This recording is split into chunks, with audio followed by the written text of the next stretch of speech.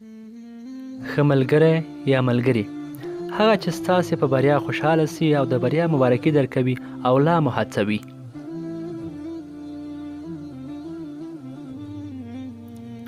هغه چې کله تېروتنه وکړې درته ووایي لیونیه ته به کله سمیږې او په وړه مسکا دې وبخي.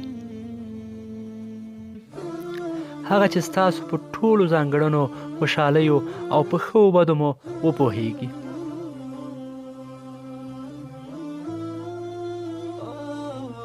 هغه چې ستاسو سره په غم او ښادۍ کې مل وي او ستاسو غم او ښادي خپله ګڼي.